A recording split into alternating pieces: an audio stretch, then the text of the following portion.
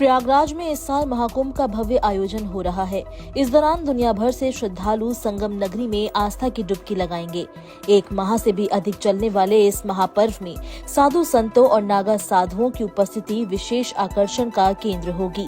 महाकुंभ में नागा साधुओं का एक खास स्थान होता है। हर बार महाकुंभ में जुटने वाले नागा साधुओं की चर्चा सबसे ज्यादा होती है। इसका कारण है उनकी जीवन शैली, पहनावा और भक्ति। नागा साधुओं के बिना कुंभ की कल्पना नहीं की जा सकती है।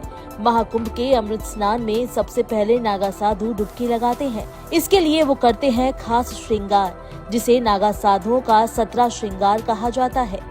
नागा साधुओं की रहस्यमयी जीवन शैली हर किसी को अपनी ओर आकर्षित करती है। खास बात ये है, जब भी शाही स्नान का आयोजन होता है तो सबसे पहले नागा साधु ही पवित्र संगम में डुबकी लगाते हैं। लेकिन क्या आप जानते हैं कि इस स्नान से पहले नागा साधु 17 विशेष श्रृंगार करते हैं। धर्म के प्रति नागा साधुओं की निष्ठा को देखते हुए सम्मान पूर्वक नागा अखाड़ों को प्रथम स्नान की अनुमति दी जाती है। जैसे कोई स्त्री अपने श्रृंगार के पलों को एकांत में चाहती है, ठीक वैसे ही नागा एकांत में रहस्यमय श्रृंगार शुरू करते हैं। इसे बेहद गुप्त रखते हैं। नागा अपने श्रृंगार की गोपनीयता बरतते हैं, बल्कि स्त्री से भी ज्यादा करते हैं, क्योंकि नागा करते हैं 16 नहीं बल्कि 17 श्रृंगार। नागा साधु भी भव्य रूप से शाही स्नान की तैयारी करते हैं। माना जाता है कि नागा साधु शाही स्नान से पहले 17 श्रृंगार करते हैं और उसके बाद ही पवित्र डुबकी लगाते हैं। आइए जान लेते हैं नागाओं के इन 17 श्रृंगारों के बारे में।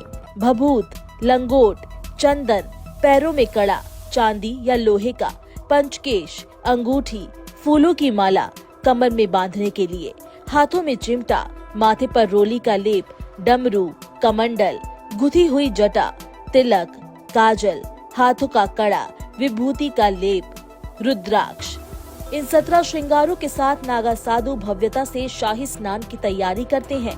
माना जाता है कि इन श्रृंगारों का हर एक चरण धर्म और साधना का प्रतीक है।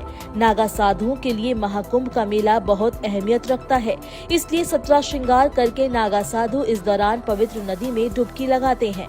महाकुंभ के दौरान ही नागा साधुओं की दीक्षा प्रक्रिया भी पूरी होती है।